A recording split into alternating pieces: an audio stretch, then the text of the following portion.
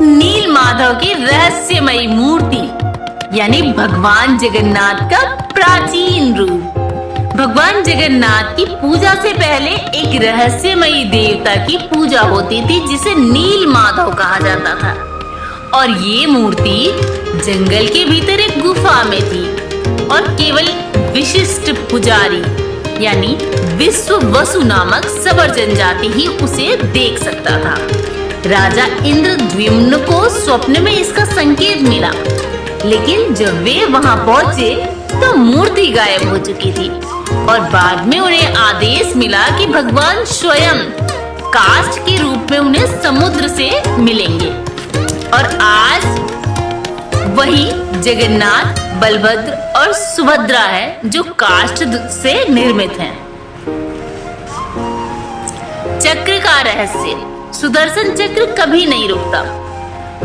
पुरी मंदिर के ऊपर स्थित नील चक्र यानी धातु का वो विशाल चक्र हर समय एक ही दिशा में घूमता दिखाई देता है। आप किसी भी एंगल से देखें वो आपको अपनी ओर मुख किए हुए दिखाई देगा। हालांकि वैज्ञानिक इसे ऑप्टिकल इल्यूजन मानते हैं, लेकिन भक्ति से भगवान की सर्वदृष्टि का प्रमाण मानते हैं। और पुरी मंदिर का शिखर एक ऐसा स्थान है जहां पर कोई पंछी या विमान कभी उड़ते देखे नहीं गए। ना कोई चील, ना कबूतर, ना कोई हेलीकॉप्टर, ना कोई एरोप्लेन ऊपर से नहीं गुजरता। ये वो रहस्य है जिसे आज तक कोई ठीक से समझ ही नहीं पाया है।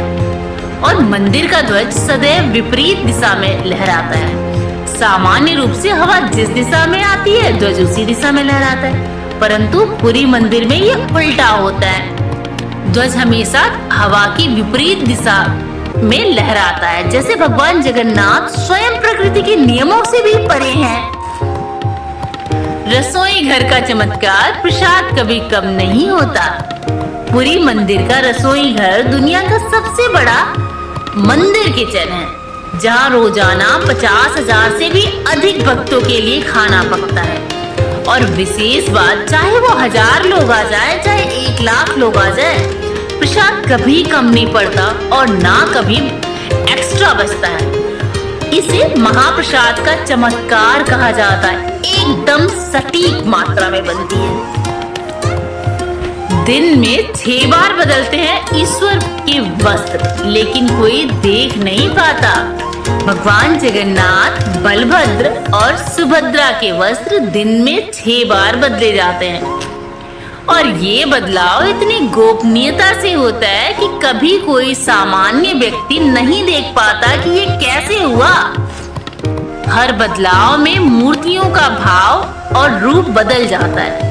ये अद्भुत लीला मानी जाती है। अनंत अनाज। रसोई में खाना लकड़ी से बनता है, लेकिन पुरी की रसोई में खाना आज भी लकड़ी की आंच में बनता है, ना कि बिजली या गैस से।